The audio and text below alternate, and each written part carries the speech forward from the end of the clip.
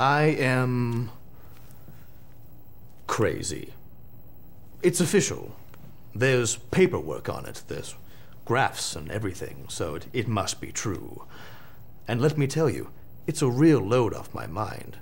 I mean, it relieves a lot of responsibility for me. I always have an excuse if I feel like talking to myself or crawling around during a business meeting and barking. Well, then so be it. I'm bonkers.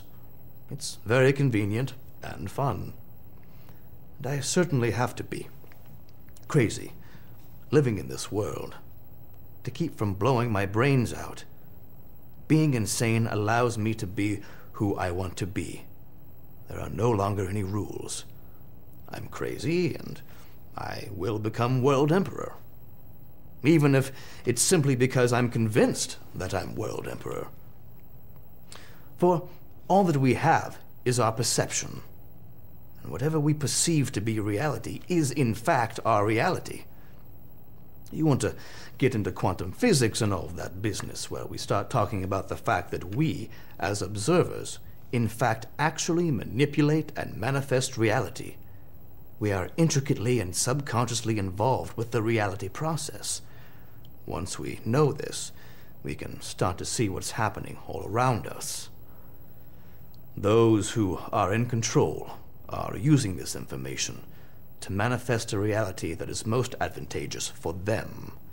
They introduce a point of view which may or may not have anything to do with what is actually happening in the world, and they reinforce it with a growing opinion through media.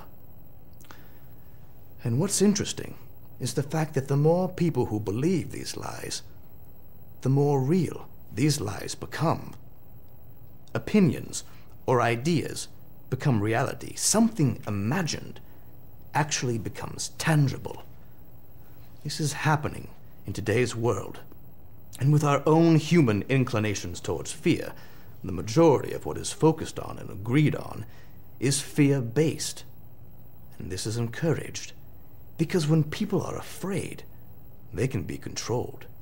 When a human being is afraid, the sensory input and brain patterns, the breathing and physicality of the body becomes less efficient.